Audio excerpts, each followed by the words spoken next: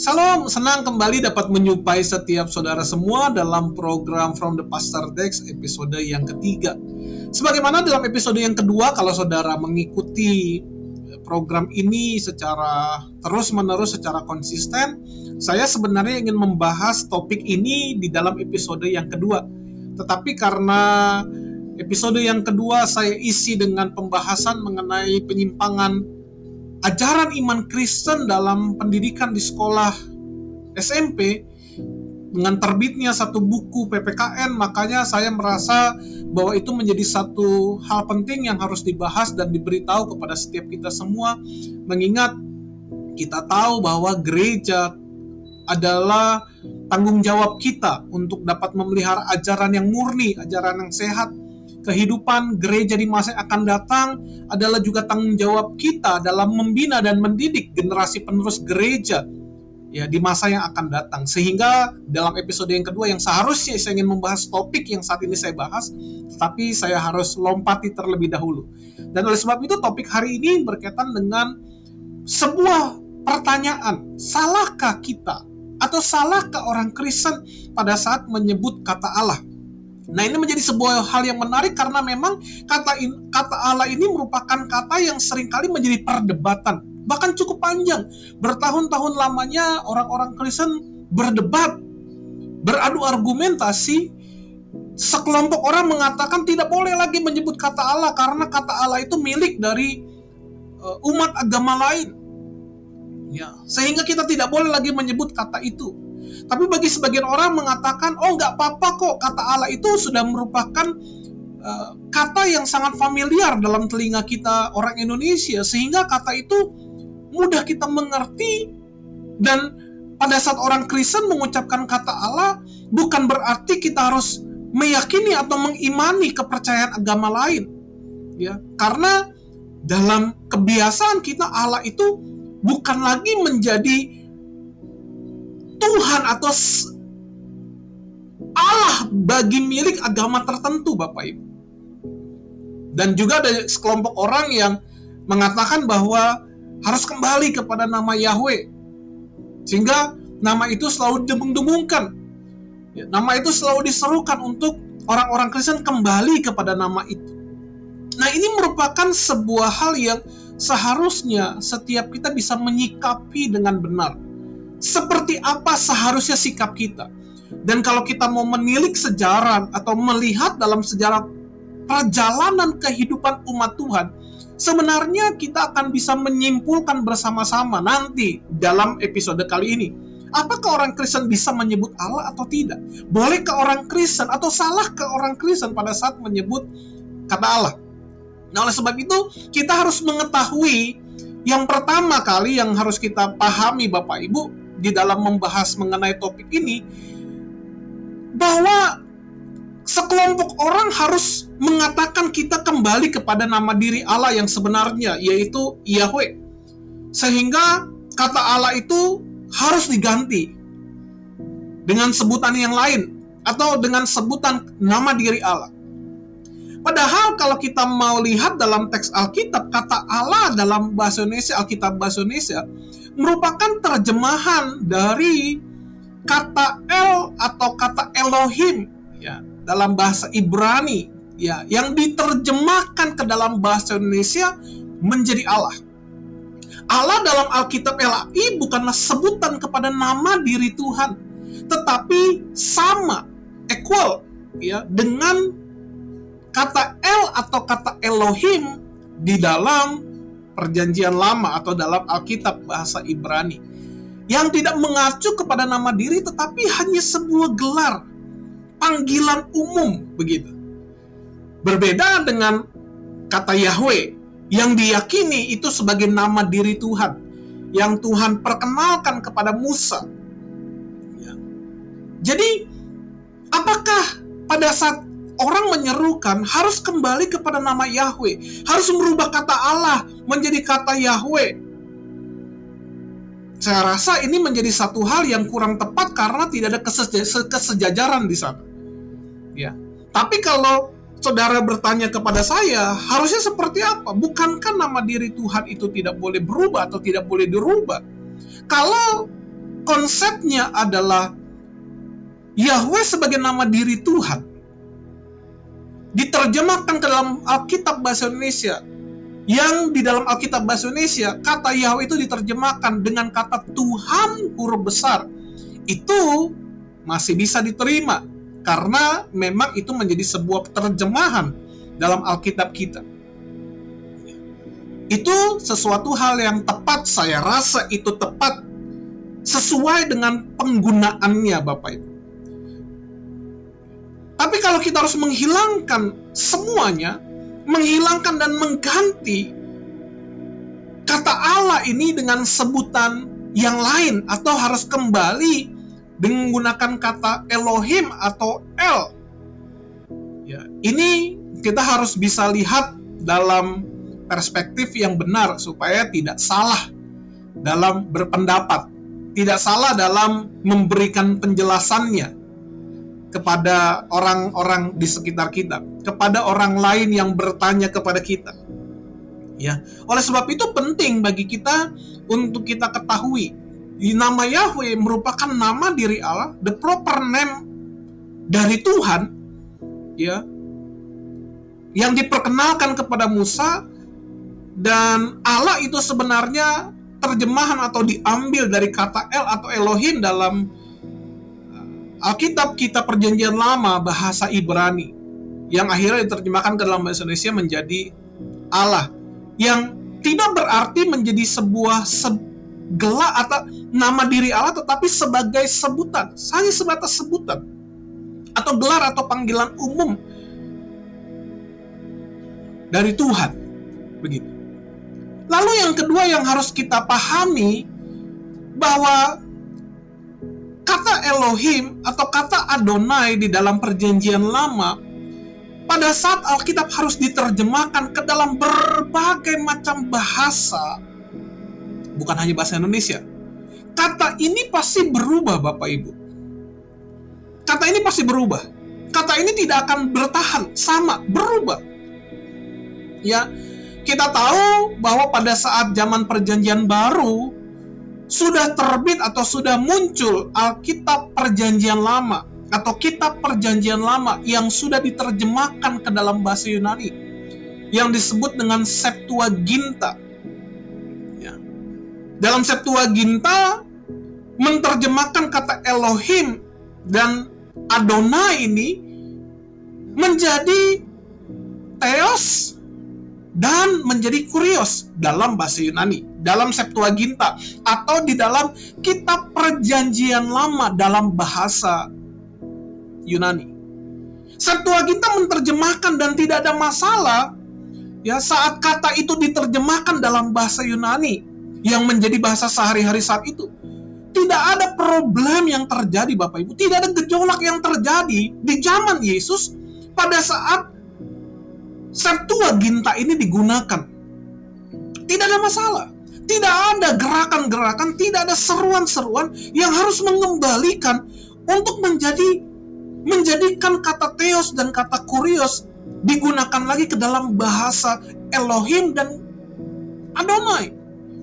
Nah, tetapi kita saat ini seringkali tidak menyadari bahwa pada saat kita menyerukan, semua harus kembali, kata Allah harus dirubah lagi.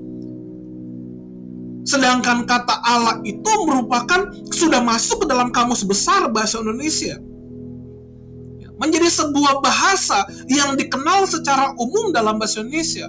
Ini kan sesuatu yang seringkali kita tidak pernah bisa berpikir secara sehat. Bahkan kalau saudara mau melihat Alkitab bahasa Inggris, saudara tidak menemukan kata Elohim, saudara tidak menemukan kata Adonai di sana. Saudara akan menemukan kata God, saudara menemukan kata Lord di sana sebagai terjemahan dari Elohim dan Kurios. Masing-masing bahasa punya porsi, punya gaya, punya cara dalam penyebutannya. Sehingga sebagai sebuah konsekuensi, kalau Alkitab itu diterjemahkan ke dalam bahasa manapun, dia pasti akan menyesuaikan bahasa itu. Dia pasti akan menyesuaikan bahasa di mana bahasa itu dipakai? Dari mana bahasa itu dipakai? Bahasa apa yang digunakan? Mau tidak mau, itu pasti akan terjadi dengan sendirinya. Nah, lalu yang perlu kita juga ketahui Bapak Ibu, bahwa sejak zaman Pentakosta, ini menarik ya, sejak zaman Pentakosta, Kisah Rasul pasal yang kedua, kalau Bapak Ibu bisa buka Alkitabnya, ya, ada orang Arab yang menjadi Kristen. Coba deh, perhatikan Kisah Rasul 2 ayat yang ke-11, saya bacakan begini kepada Bapak Ibu. Baik orang Yahudi maupun penganut agama Yahudi, orang Kreta dan orang Arab, kita mendengar mereka. Ya, ini rasul-rasul, murid-murid yang kepenuhan dengan Roh Kudus dalam hari pencurahan Roh Kudus, mendengar mereka berkata-kata dalam bahasa kita sendiri tentang perbuatan-perbuatan besar yang dilakukan Allah. Mereka mengucapkan kata-kata dari bahasa kita sendiri. Di situ ada orang Kreta, di situ ada penganut Yahudi, di situ ada orang Arab yang pasti berbahasa Arab. Dan Roh Kudus dalam memenuhi rasul-rasul dan murid-murid, mereka mengucapkan bahasa-bahasa itu sesuai dengan bahasa daerah mereka masing-masing. Inilah yang selalu saya serukan dan katakan, bahasa itu Tuhan yang ciptakan, dan bahasa itu baik di mata Tuhan. Bahasa apapun itu, tidak ada bahasa yang negatif, karena bahasa pun Tuhan yang menciptakan. Makanya kalau kita mau melihat dari dasar Kisah Rasul pasal yang kedua ayat 11 ini, seharusnya kita pun bisa memberi porsi yang tepat, porsi yang jelas, bahwa sesuai dengan bahasa yang digunakan, maka itu akan mempengaruhi kata-kata juga yang digunakan. Kata Allah sudah biasa digunakan dalam dunia pra-Islam. Ya, Alkitab bahasa Arab pun menggunakan kata Allah. Ya, bahkan kalau saudara mau mempelajari secara jelas, Bapak Ibu, menyelidiki tentang sejarah kehidupan umat-umat Tuhan, secara khususnya yang ada di daerah Arab 2 abad sebelumnya, kata Allah ini memang sudah ada di dalam kitab, ya, sudah ada di dalam kitab berbahasa Arab, ya, dan tidak ada masalah di sana, tidak ada persoalan di sana, Bapak Ibu. Alkitab terjemahan Aram Syria yang disebut Pesita menggunakan nama Allah yang merupakan perkembangan penyebutan nama El ke dialek Aram Syria. Penemuan yang tertua berasal dari awal abad ke-5, artinya 2 abad sebelum masa kelahiran Islam. Penggunaan kata Allah dalam jemaat gereja ortodok Syria kuno sudah terjadi lama sekali dan tidak terpengaruh budaya kafir jahiliyah yang berpengaruh di sekitar Mekah. Inskripsi Jimal pada pertengahan abad ke-6 membuktikan di sekitar Syria, nama Allah disembah dengan konsep yang benar. Ya, inskripsi itu diawali dengan ungkapan Allah Ghafran, Allah mengampuni. Ya, Alkitab Arab juga menggunakan nama Allah sebagai perkembangan penyebutan nama El ke dialek bahasa Arab. Jadi kalau kita memang mau melihat dalam porsi yang tepat, seharusnya tidak ada persoalan di dalam kata Allah. Tidak ada persoalan. Tapi kalau kita hanya mau melihat kata Allah hanya sebatas ini kan ada yang menyatakan itu sebagai dewa, sedangkan sepupu kita orang-orang Islam tidak mengakui itu sebagai nama dewa, tapi sebagai nama Tuhan. Ya berarti kita sebenarnya sedang melakukan penistaan. Kita sedang mempersepsikan dalam sebuah persepsi yang kurang tepat.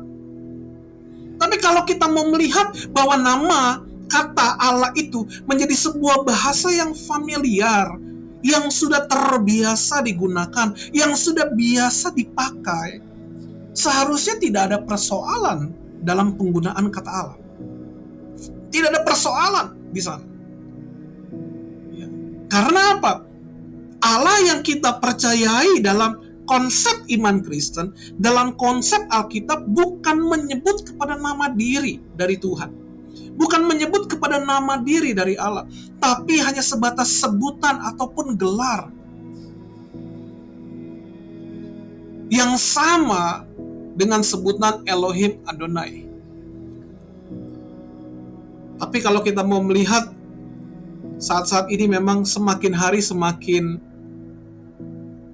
masif gerakan-gerakan harus mengembalikan kepada nama Yahweh. Tidak boleh dirubah lagi, harus kembali. Saya berpikirnya jangan sampai justru ada pihak-pihak yang mengambil keuntungan. Ya. Dari hal ini Bapak Ibu. Bukankah bisa jadi akibat kita selalu hanya harus menyerukan dan kembali kepada Yahweh, gerakan-gerakan saksi Yehova semakin diuntungkan. Tetapi kalau kita sebagai orang percaya, sebagai orang Kristen, seharusnya bisa melihat jauh lebih benar, lebih jernih, melihat jauh dalam sejarah kehidupan umat Tuhan dari perjanjian lama sampai perjanjian baru. Kalau umat-umat Tuhan dalam zaman perjanjian baru saja, dalam zaman Yesus saja, di mana Alkitab perjanjian lama atau kitab perjanjian lama yang sudah diterjemahkan ke dalam bahasa Yunani, dan saya sangat meyakini 100% bahwa saudara tidak akan menemukan kata Elohim di sana. Saudara tidak akan pernah menemukan kata Adonai di sana. Tidak terjadi persoalan. Yesus tidak pernah mempersoalkan, murid-murid juga tidak pernah mempersoalkan. Tetapi seringkali kenapa kita yang hari-hari ini justru mempersoalkan? Apakah dengan pada saat kita menyebut kata Allah dan kita mempercayai bahwa Yesus sebagai Tuhan dan Juru Selamat satu-satunya bagi hidup saya, membuat kita pada akhirnya tidak masuk surga? Pada akhirnya kita tidak diterima dalam kerajaannya Tuhan? Atau seperti firman Tuhan katakan, karena begitu besar kasih Allah akan dunia ini sehingga ia mengaruniakan anaknya yang tunggal, supaya setiap orang yang percaya kepadanya tidak binasa. Percaya kepada Yesus. Itulah yang harus kita beritakan, itulah yang harus kita serukan berulang-ulang. Itulah yang menjadi berita utama yang kita sampaikan. Bukan lagi hanya terus memberitakan, harus kembali, harus ganti nama Allah, harus sebut lagi nama Yahweh, tidak boleh lagi menyebut kata Allah, harus pakai Elohim. Bapak Ibu, kita ini tinggal di Indonesia. Saya sangat setuju kalau saudara menggunakan Alkitab berbahasa Ibrani, saudara menyebutnya dengan sebutan Elohim, saudara menyebut dengan sebutan Adonai. Betul, itu tepat, sesuai dengan bahasa yang sedang digunakan. Tapi kalau saya menggunakan bahasa Indonesia, saya menggunakan bahasa Inggris, saya tidak akan pernah menyebut atau mengatakan tentang sebutan Elohim, Adonai. Kenapa? Karena Elohim, Adonai itu adalah sebutan bahasa Ibrani. Makanya kalau kita bisa melihat ini dari perspektif yang jelas, dari perspektif yang benar, seharusnya tidak ada lagi kontradiktif, tidak ada lagi silang pendapat dan perdebatan. Bisa saja orang mempunyai argumentasi itu sebagai nama diri, tapi ketahuilah Bapak Ibu, tidak ada yang salah pada saat kita mengatakan bahwa nama diri Allah adalah Yahweh. Tidak ada yang salah di sana. Tetapi pada saat kita harus memaksa orang mengubah karena mengatakan semua harus dirubah ke dalam bahasa Ibrani dengan sebutan Elohim, dengan sebutan Adonai, ini mungkin menjadi sesuatu yang salah. Saya katakan salah. Ini berarti saudara tidak mengerti bahasa, saudara tidak mengerti sejarah. Dan maafkan saya, mungkin yang saudara pikir benar belum tentu benar. Karena apa? Amsal mengatakan setiap orang punya kebenarannya masing-masing. Setiap orang menganggap dirinya pasti benar. Tapi kalau kita mau melihat secara clear, secara jelas, dari perjalanan kehidupan umat Tuhan, dari sejarah perkembangan bahasa, bahkan dari sejarah perkembangan bahasa Indonesia, dan kenapa Lembaga Alkitab Indonesia harus menerjemahkan itu dengan memakai kata Allah. Kita mungkin bisa berpikir secara lebih luas melihat hal ini. Semoga hal ini bisa menjadi satu bahan pemikiran kita bersama-sama. Salahkah orang Kristen menyebut kata Allah? Kalau saudara sudah familiar menyebut dengan sebutan kata Allah, gunakanlah kata itu. Kalau saudara familiar dengan menyebut kata Elohim, gunakanlah. Tapi jangan pernah saudara pada akhirnya seakan-akan merasa alergi pada saat saudara ketemu kata Allah dalam Alkitab bahasa Indonesia. Dan setiap kita yang menggunakan kata Allah, pada saat ketemu kata Elohim dan Adonai dalam Alkitab berbahasa Ibrani, kita pun tidak akan pernah mengubah kata itu menjadi kata Allah, ataupun menjadi kata God, ataupun menjadi kata kurios, kata Lord. Kenapa? Karena sesuai dengan bahasa yang digunakan. Teruslah bertumbuh, teruslah meneliti Alkitab, teruslah belajar tentang kebenaran firman Tuhan, sehingga setiap kita menjadi orang Kristen, bukan orang Kristen yang semata-mata hanya ikut kata orang, tetapi kita mengerti tentang kebenaran yang firman Tuhan sampaikan kepada kita. Kalau kita percaya Alkitab merupakan standar kebenaran kita, berarti kita pun harus percaya bahwa apa yang di Alkitab, apa yang dikatakan Alkitab, itu adalah kebenaran yang sejati untuk kita ikuti bersama-sama. Tuhan Yesus memberkati.